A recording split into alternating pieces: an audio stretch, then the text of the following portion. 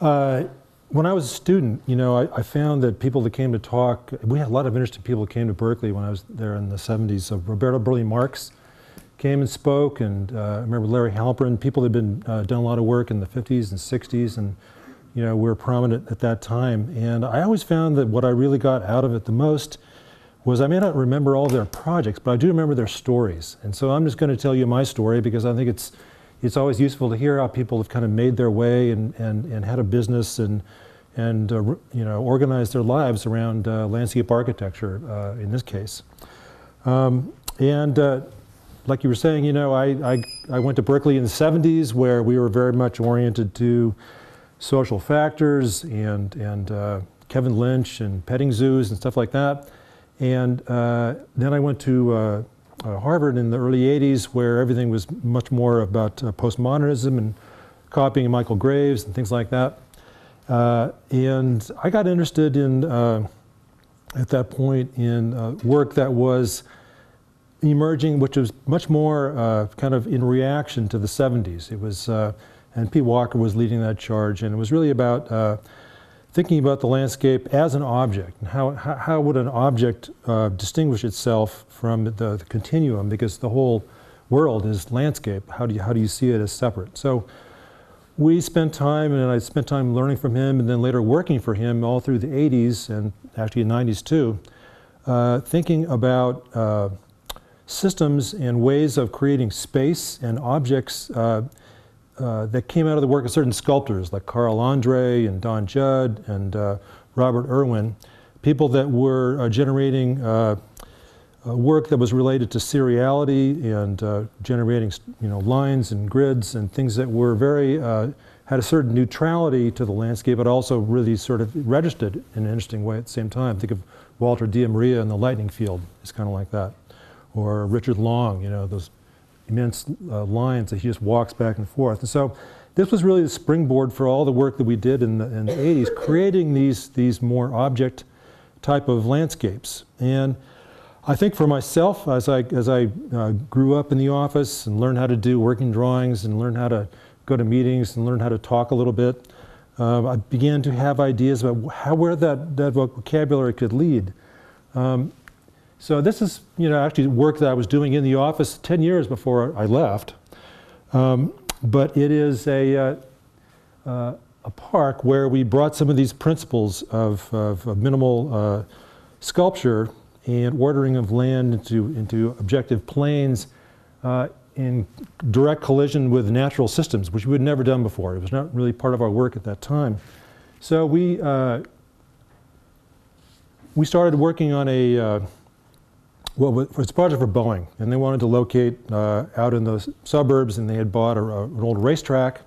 And so the idea was put some kind of a water amenity in the center, 3-story office buildings around that, and then surface parking at the perimeter. And that's a fairly, you know, value-conscious solution. The problem was that the interior of the racetrack was declared a jurisdictional wetland, and then so much of it that in order to build the buildings that were intended to go there, the entire amenity in the center had to become a wetland, and the whole place had to become a wetland park. And that had to generate the value for all the Boeing employees who were going to work there. So I was able to kind of inherit this project because it was kind of a certain nature, and it's getting out in the mud and so forth, and I was interested in that, interested in moving some of that work into this area. So we took it on, and I got to kind of run that myself. I was very excited. And we came up with two systems, essentially, that structured the design of that part. And the first was based on the water that needed to drain the site. And there were new regulations in King County at that point, very pioneering at that time, that all runoff had to be run through biofiltration swales and re-enter streams and lakes at a certain level of cleanliness. So that was our system for doing this on this site, all the streams and ponds, lakes, and deltas that re-enter a stream. And then placed on top of this in complete opposition was a forest. And the forest is needed, you know, to hold the soil of a newly graded site. And so those trees are these trees here, except they've just been put into lines, kind of like a serape. So we've got like one line of red cedars, and then 2 lines of alders, and 3 of cottonwood, and then 1 of, and the pattern repeats again. So it's a diverse natural forest, but it's also very compulsive. and it's compulsively aligned with Mount Rainier, which was one of their huge goals on that project. The engineers always wanted to have a view of Mount Rainier. They're worried about any kind of tree, so we engineered that forest for their viewing. And so those two orders really created what was interesting, at least for me, in that scheme, that this very artificial order would meet the curvilinear lines of the streams, and one was made of wood and bark and logs, and one was made of gravel and stones and water. And so that was what was interesting about it. The problem is that, and this is early construction of the first phase of that piece. All the phases didn't really get built, but we built enough that you can kind of see the early forest stretching across to islands and paths that are made of logs and bridges and secret places at the end of these lines. We were watching Twin Peaks a lot in those days. That's when it was on. And so we were having a lot of kind of occult fantasies about this whole thing too. Traveling the log lines. And every one of these things, of course, lines up with Mount Rainier.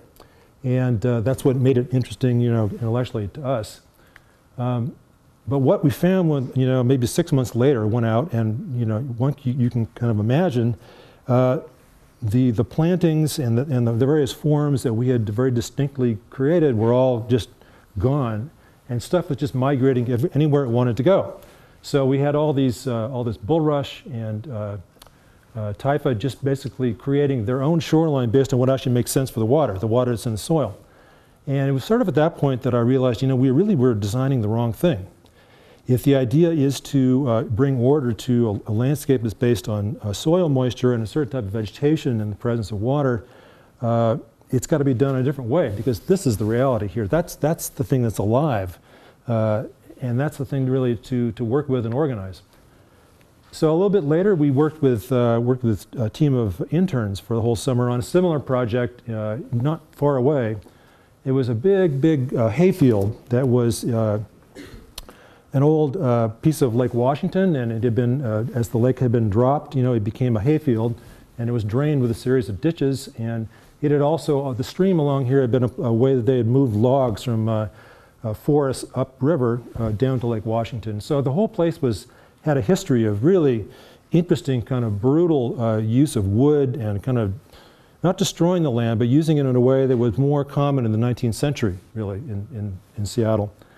But our job on this project was to create a new floodplain forest. And that's what this was, covering this entire hayfield. And then the community college would be located uphill from that. And that would be the deal they would get to build that thing, was they would restore this whole hayfield to a floodplain forest. So the idea here was, maybe there's a way we could actually design this. The wetland ecologist told us, you can't control this. You shouldn't even try and control like you did on the Boeing project. But perversely, you just decided to try anyway. So using this very kind of brutal idea of major log weirs anchored to the ground, we had the idea of intercepting the floodwater that would move across this plain 6, 7, 10 times a year, intercepting the silt and creating a sort of a step topography across the site that would actually allow things that grow in saturated conditions on one side and dry side on the other, really sort of running perpendicular to the flow of floodwater along a newly configured stream that's anchored with cottonwood. So this becomes a landscape that is, in its own way, a certain kind of a farm, wetland farm, based on major boardwalks that move across, and you move down to the log weirs, and you can actually traverse the site and find a series of wetlands being grown in almost agricultural purposefulness. And so that was interesting too. We made this nice model with students, and we had molested all the shrubs and grasses in the neighborhood to make it, had a nice feel. But it still didn't really, I think at the end of that, it was still very static. How long would it look like that, or would it ever look like that? Probably no. It was more of an emblem of something else. So this was about the point I got the chance to go to Rome and have a fellowship. And I've been spending time thinking about this subject of the dynamics within U.S. landscapes. And of course, Rome is a landscape that's been being observed by humans and human use for 3,000 years. So I think really everybody's project when they go there is to learn about the kind of the stratigraphy, the layers, the accumulation over time various cultural materials or physical materials. This church here, Basilica San Clemente, really interested me. It is a church that has got about 6 layers to it over time. You can color-coded according to what was first century. You know, there was a Mithraeum. It was pre-Christian Mithraeum on a spring. Some of the early pre-Christian chambers that were built on top of that and around it. And over time, as the city grew, you know, the demolition of old buildings would fill in, and so the street level would keep rising, so the building kept rising along with it. And in this case, there's about 6, 7 levels, and you spiral down all these spaces to get to the bottom. It was kind of a great analogy or illustration of what I wanted to try to tackle there, which was the sedimentation of the city. So got the idea, you know, also in relation to the kind of the geological accumulations in this area, to map the city on a series of kind of objective glass slices every 200 years, starting at the beginning and moving up through time, just to get a sense about how the organism grew and how it changed and evolved. And here you see it beginning, in the very beginning, it was a marshy area along the river with a few villages on hilltops naturally. And as it grew, it kind of developed a series of walled enclosures, and those walled enclosures became bigger and bigger and grew finally into one wall. Got into the imperial period, and the city was at its greatest height. That was enclosed with a wall, and then the city began to shrink around 500, and gradually shrank back into some of the palazzi that you see up at the top there.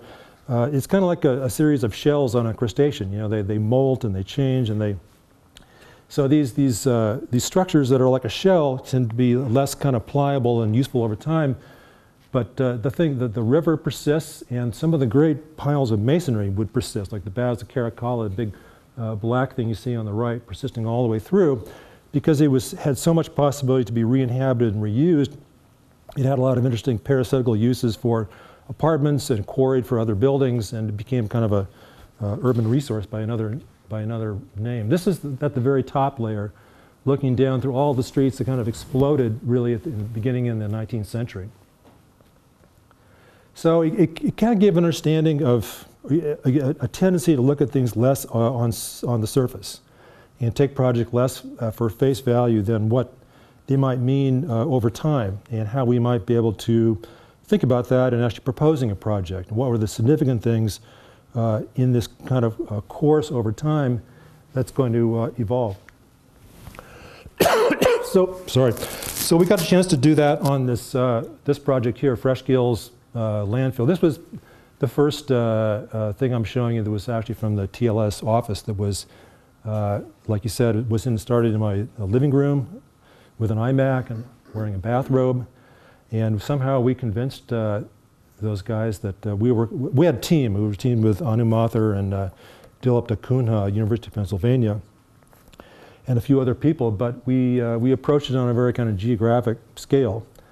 And we went ahead and competed with, well, Jim Corner won, of course, but also I think it was Sasaki, those guys in London, Hargraves in that, yeah, anyway. Big guys at the time, which we were, it was good for our visibility too, to be in anything like this. I wasn't sure I really wanted to build this whole landfill park, but it was a great mix to be in. So in a way, both Anu and Dilip and myself, we were less interested in winning than we were in creating a different sort of a master plan. And so what we decided to do instead, rather than develop all the designs of different areas and how they'd be implemented, began to look at these dynamics of the site that came out of some of the work been going on before, and identifying 5 of them that would be significant, have been significant over time, and would have a future going forward. This one is related to things that cut through the site. There's a major highway that goes through, things that might add to that, and zones that would develop as things begin to attach themselves to that highway and their relationship to some of the tectonic forces in the land. As opposed to the idea of a datum, where soil moisture begins to climb the elevation of these large landfill mounds and establish nature over a period of time by basically climbing the walls of the landfill. And it was quite complicated, but in the end, this was the master plan that we created. And our intention was to make a very specific statement about the manufacture of a master plan book that you lay down on the table and the job is done. It has a shelf life of 2 to 3, 4 years maybe, and then go on to the next one. And the idea was that this is a resource that will allow other projects then to develop because of the things that have been brought to light, issues that have been exposed. And for example, this was our interpretation of a tidal channel on a highway and how they might grow over time. Now, it was very abstract kind of thing, and it meant a lot to us at the time. But at the end of doing all this, I really decided, I think I'd done enough mapping. This is all the project of the 90s, palimpsests and tracking the dynamics, and I thought, let's make some stuff. Was kind of my reaction at that point. So we were invited to exhibit this project at Archilab in 2002. The office is just 1 year old at that point. And we were very happy to go, and they asked us to also do an installation in relation to the map, which they also found very abstract, and wanted to know, is there a way we can make that more real for people? So we decided to organize a very rubbish-related installation where we got there 3 or 4 days early, and we gathered all their rubbish. And then we organized it into Ziploc bags according to the categories that you see there, and created a sort of an artificial geology of exhibits. And so this is all the stuff that they use, stacked up according to its frequency, kind of related to Longacre forest, I suppose, in some ways. And this was laid out over the floor, over the tables, and people either they loved this or they hated it. And it had a very kind of political overtones, and the Minister of Culture came and declared it a contribution to the plastic arts. At least that's how, I believe literally that's what he said. Shortly after that, back in the U.S., we were also invited people were hearing about us more. We started getting invited to things. So we were invited to do a 30 by 30 garden at the Cornerstones Garden Festival in Sonoma. And this happened right after Johnny Cash had died, and the Sonoma area of Sonoma Valley is really a rural heartland, at least of California. And so we were kind of riffing on that idea of Johnny Cash's life and the imprisonment and moving through and receding through a whole lot of screen doors that are snapping shut, the idea of that sound and screen doors you've been through, and wrapping the whole thing in very, very thick, puffy walls of hay. And so then this got built. And there are sounds actually of Ring of Fire and Folsom Prison Blues that have been digitally corrupted in different ways to be kind of an experience of moving through something, appearing and disappearing. And right in the center was a compost pile right here, which attracted bugs, and then there was a bug zapper. So it had a series of influences that kind of permeated all of these screens. And each one of the screens had its own character. They were all different recycled things from somebody else's house. And at the end, you came to a black refrigerator with Johnny's food for the afterlife, and also water because it's very hot. Now, it would seem like working with bales of hay didn't really have much of a future, but then we were asked to join Michael Malton's team for a big regional museum in Fresno, art museum. And Michael's project was basically the big sort of structure that would hover over the site kind of like a big mushroom, and would create shade for people, be water under there. It's very hot in Fresno. And then this existing building to the right would stay that they were using already. So our job eventually would have been to landscape or work on the plaza there. But our first job, we were asked to do a temporary park, interim landscape, because they had to demolish the site. And in that case, what could we do to ameliorate the visual impact of this big empty site? So could we do something with vines, put a few trees around, make it feel a little bit better? It was $100,000. And so it just seemed like a waste of time, temporary landscape projects. And it also was an opportunity, and this is something that comes up a lot early in a career, it's a chance to make something out of nothing.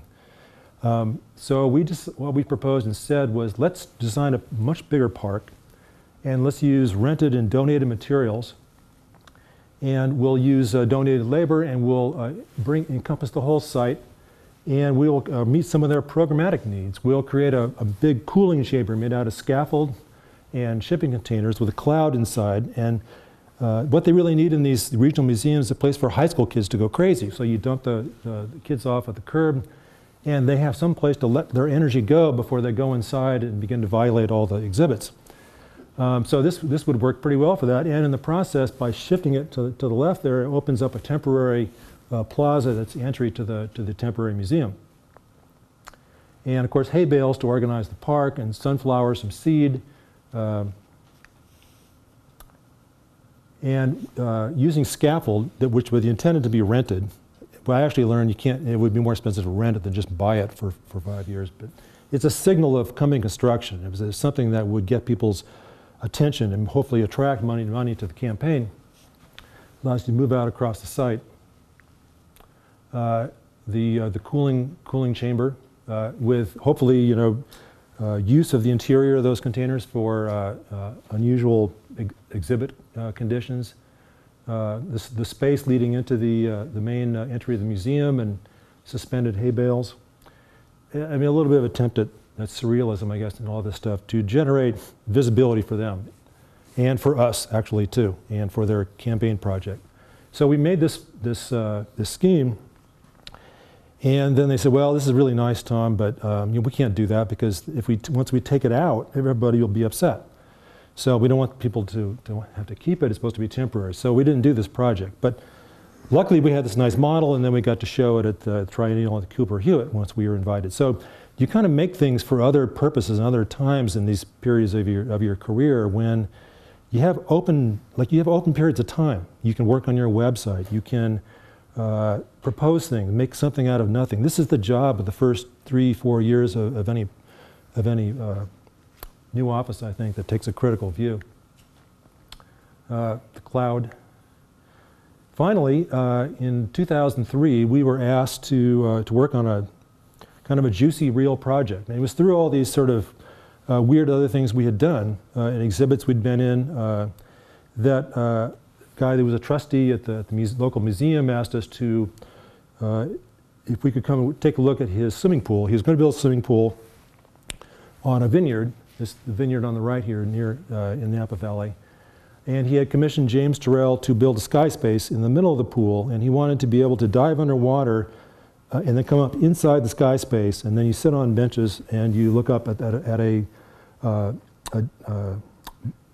optically altered space in the ceiling. If you know Turrell's work, he's always altering the plane. You just like put your hand there and it just like goes through. This is done overhead, and he's made a lot of these all around the world at this point. This was this guy's version. So anyway, we joined the project, and he didn't really mind our credentials. We're a little thin, but it was just signed us up. And then we designed this project, which grew into quite a bit larger thing, which basically involved saving his house. He had a garden around it that's very kind of more of like a Mother Goose thing that goes with the house, and a beautiful stand of very tall, lush redwood trees at the base of a slope. And we struck a line right here, and then over here we brought in something that's a much more almost institutional scale of minimal art. And it's basically a land bridge which emerges from the base of this hill and extends off to the horizon for about, well, I guess the whole thing's around 350, 400 feet level. And so it starts as a lavender garden, and it changes to a pavilion right here for dinners and wine tasting and so forth, and then it turns into the pool at the end with Turrell's sky space right at the apex. And it closes more of a entertainment lawn, like a putting green right next to it. So that idea, it was fairly subtle in elevation, with almost the idea that one of these redwood trees just kind of fallen over and set that line, and there you see the pavilion here, which is where the dinners take place, and the pool to the right.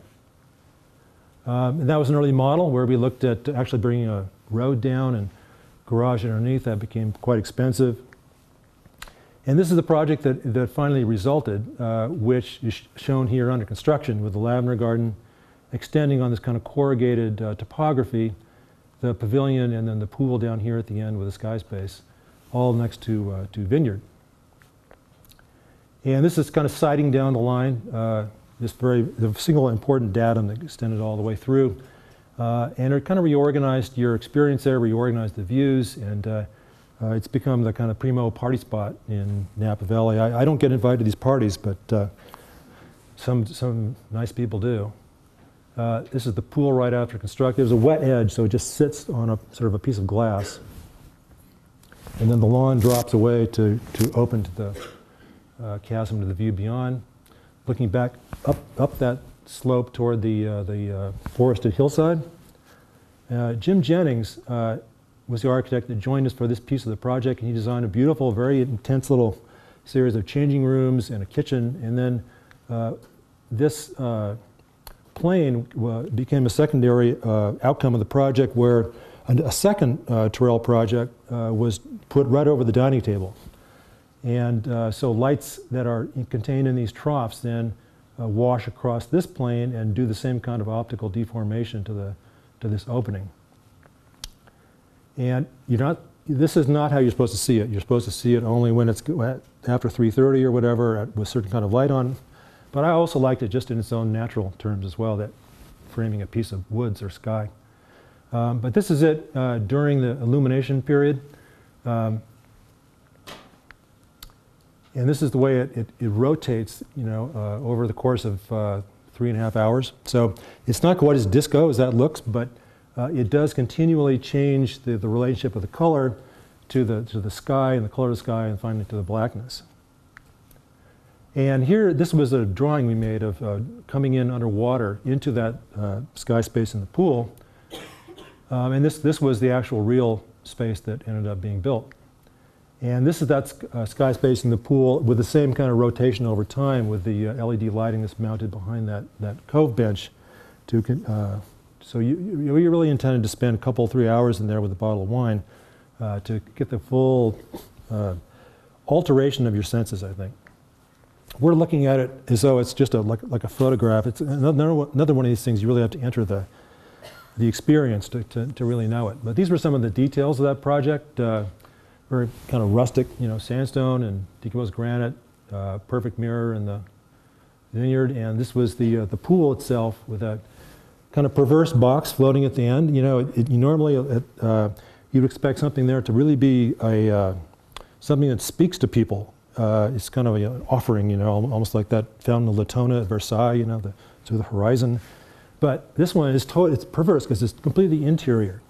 And it was an interesting situation for trail to be placed on this exalted platform where you then dive into water and go inside. But I think it works for that. Another thing that happened was that toward the end of the project, the owners read an article in the paper and discovered you could actually dig tunnels for not very much money to hold your wine. So within 48 hours, a cave project had also been launched for his art collection that had never found a home before. So you really start from inside the hill up there, this thing's gone, and then you move out into the sunlight. And so then you have finally this ensemble of the cave and its portal, the pavilion, and then the artwork there. And that was very gratifying. This is a completely different type of project that we're into now. I'm leaving out a lot of things in between, but just by way of contrast, we now get involved with large-scale projects. This is an industrial riverfront in Minneapolis, Mississippi River. We were teamed with Sheila Kennedy in Frano Village, and I think Sheila's already been here, or she's coming? She's been here, yeah. She probably showed you this. No. So I'll go quickly through this, but as you then probably know, this was a very hardened edge full of smokestack industry. And the idea of the city, here, there's Sheila pondering the ice, was to turn this into an area for growth of the city. What was previously been a back door turned into a front door. And the front door is the river. The river itself is the amenity that you've already, you already own in a sense. And can we create a sort of a beachfront, a park front along that, which related to the river and where the new residential could begin to grow. Lots of barge docks. The whole thing is kind of an aquatic truck dock right now for loading stuff that comes in at not a very high rate anymore. But it's also sitting at the crux of a couple of regional corridors for wildlife up the Mississippi River, and the east-west from the one side of the plains to the other, connecting lakes. And so this area becomes a kind of a critical missing link in that system, not only of habitat, but also of bike routes, and a lot of things that connect through Minneapolis get bottled up and stopped on this site. So the means for solving the problem came out of the idea of intersecting loops, because we already have a whole series of bridges up and down the river.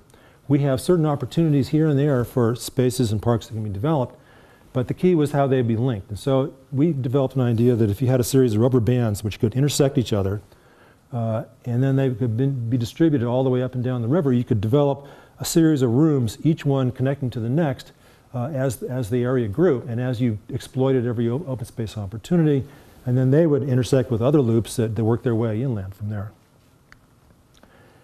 And in working with the river, we became aware that it really had one dynamic, really. It carves on one side and it deposits on the other, like every river. And so we really needed to work with that dynamic to structure how our interventions, our open space interventions, would be done. The side that's depositing is softer and builds up over time. So what we saw before can be in certain areas developed in something much more diverse, with a much more expanded and shallow profile that lets all these kind of species develop a strength and intensity that lets it function once again as a piece of nature.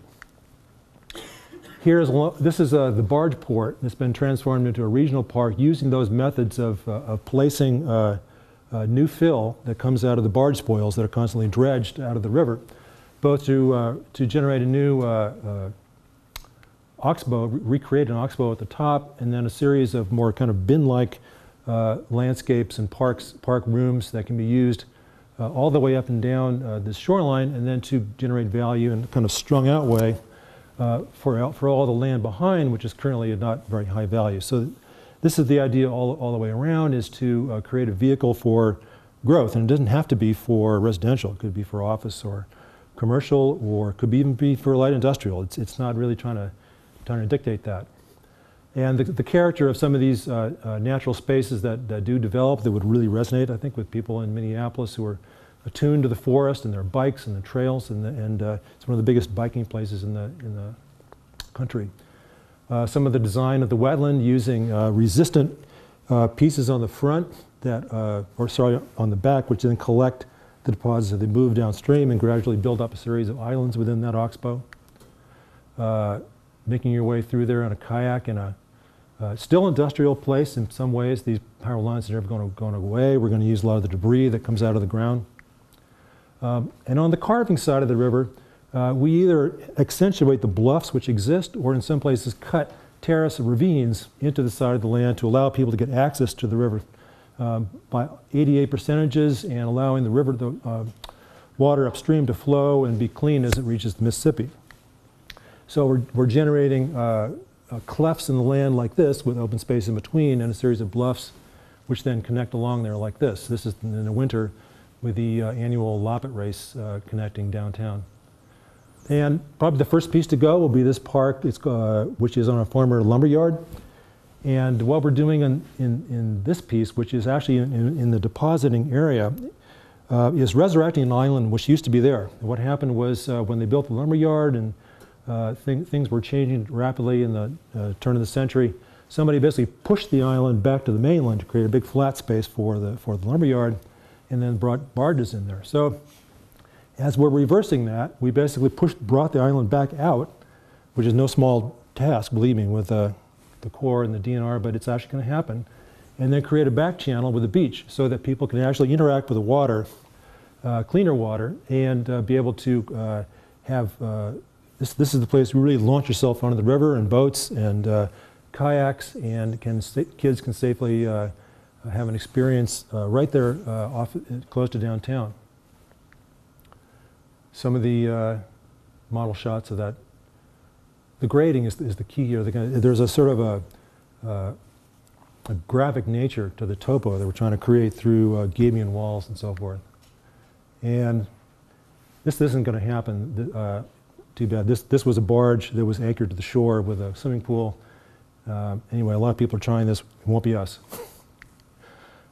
We did have an opportunity also to bring the north side of Minneapolis, which is just to the left, is really the part of town that's really left out of the opportunities. What we were proposing here is to bridge over major highway and create a new swath of parkland and farmland that creates new opportunity for everybody all the way down to the riverfront here. So this was a major project with a Army Corps bond being considered, Army Corps MnDOT proposal to actually roof over this whole thing to create connecting. This is the oldest park in Minneapolis, also the highest point. And now you'd be able to look down and actually find your way to the seat at the table.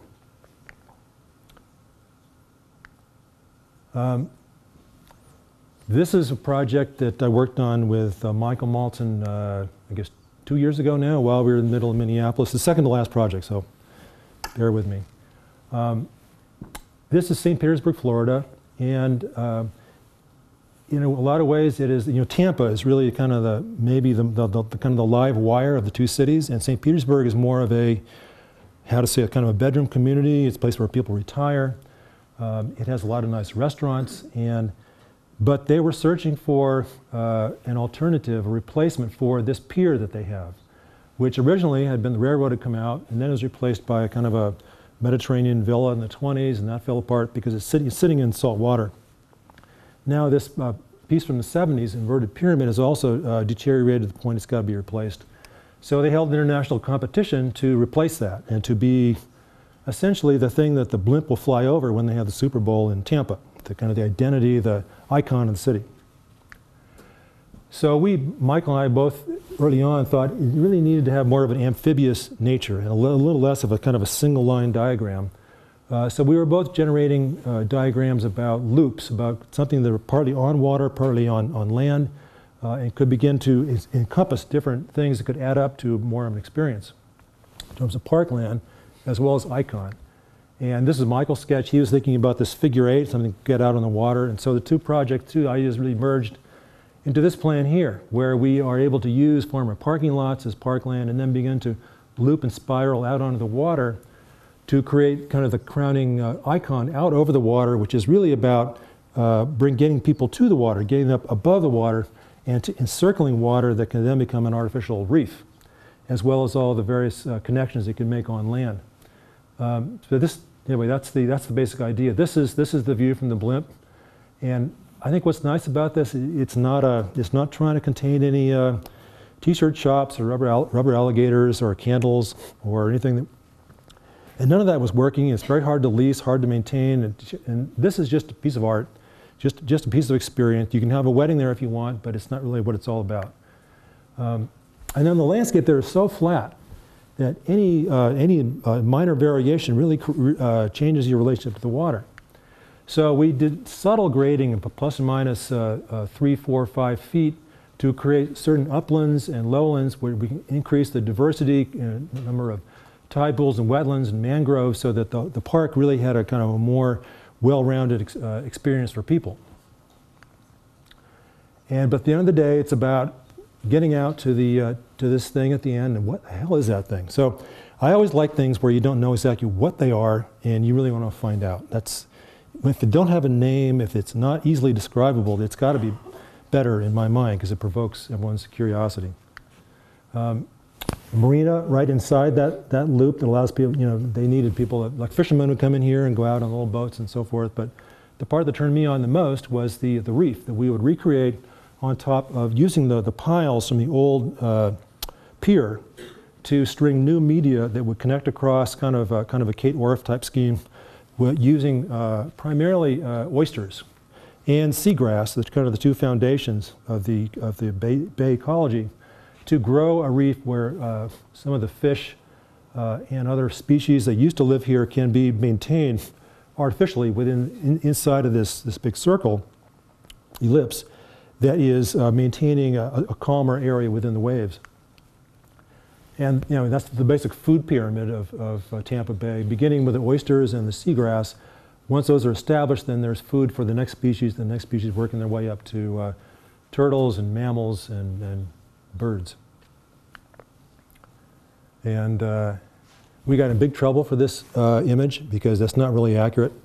It looks like the Florida Keys, and it's never going to be, the water is more turbid than that. And So the local scientists mounted a huge campaign to get us to confront this is not what's going to look like. It's going to be much more about imaging and oysters cleaning water and a whole series of measures that's going to take much more time to play out. And anyway, the whole thing's been extremely controversial, as you can imagine, you know, partly because of this. You'd think a reef would be a popular thing, but we got in trouble, and then finally the whole project became very controversial. All the retirees up in the towers there.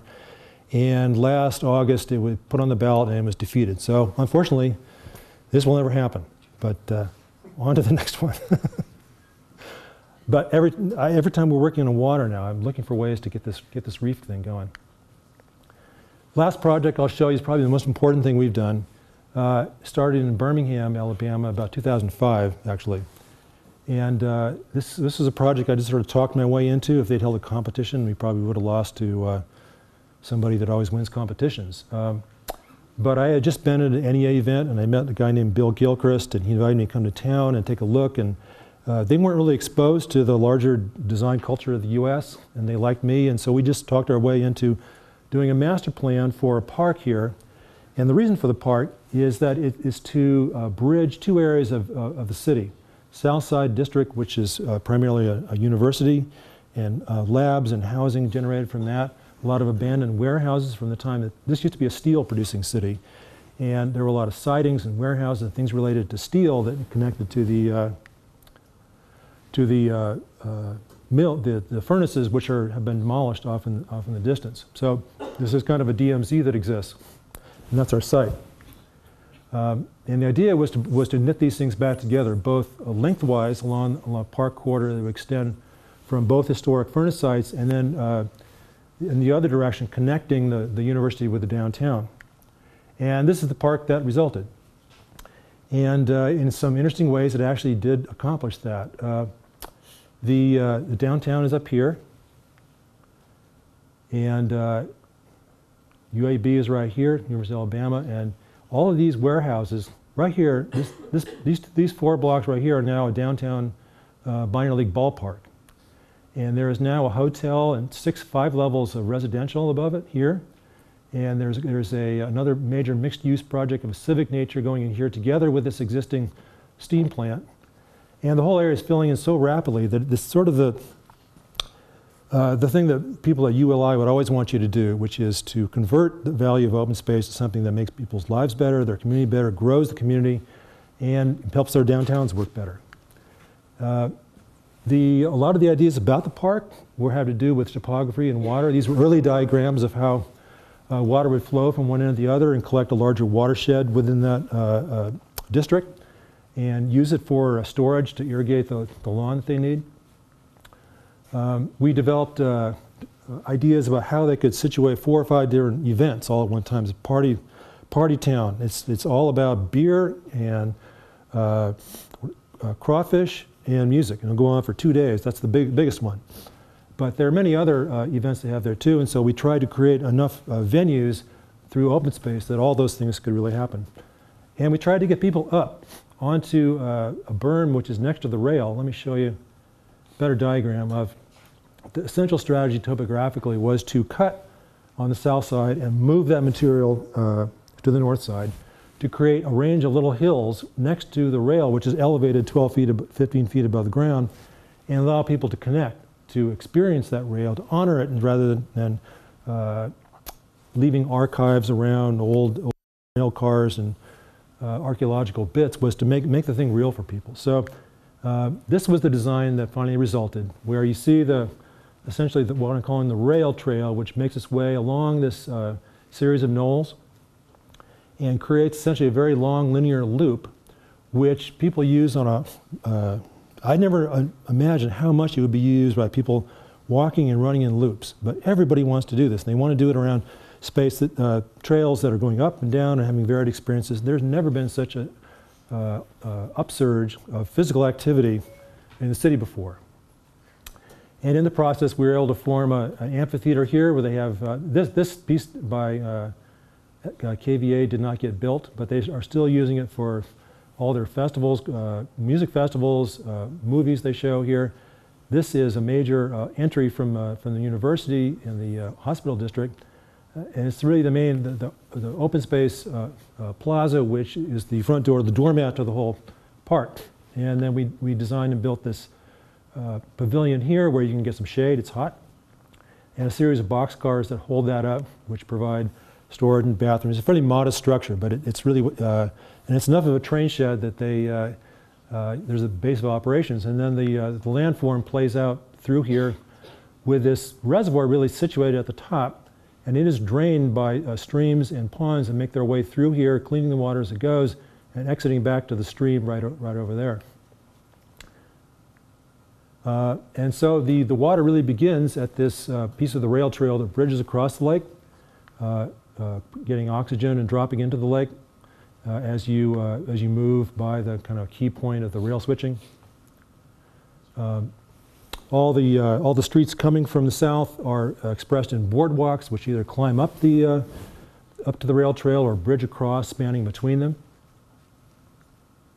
That plaza with the big pavilion, which is really not, I was afraid it was too big, and then I saw this. They had 2 weeks later, they launched the economic blueprint for the whole city at this spot, and it was just the right size. We reused a lot of materials out of the ground. So because of the softness of the ground, the different materials that have been deposited there, sand and other kinds of debris, we grabbed a lot of debris and we used these gabions to create a more flexible way of structuring lines that we wanted to create, ways of creating little peninsulas jutting into the lake. But they're made out of the stuff that came out of the ground, limestone and bricks. And this is the stream that you see. This is really if any park needed a play structure, that's really it for them. And this is some of the alcoves that are created next to the water. Recycled cobbles that are used to make a great big kind of a bowl, and the irrigation comes on erratically and gets everybody wet. Carving into the topography was kind of more of a Greek theater, a scale of amphitheater with a playground inside. And then some of this kind of carving and cutting using those gabions. And we thought these things should have a yellow top because we were worried about people running for a frisbee. You really want to know where your knees are headed.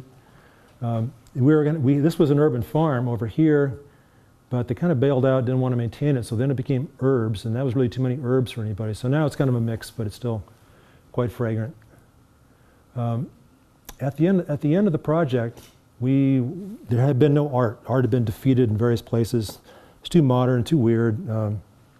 Somebody had done a maquette of a famous guy, actually, a maquette of a steel bucket pouring slag down the slope made out of white marble. That didn't get anywhere either.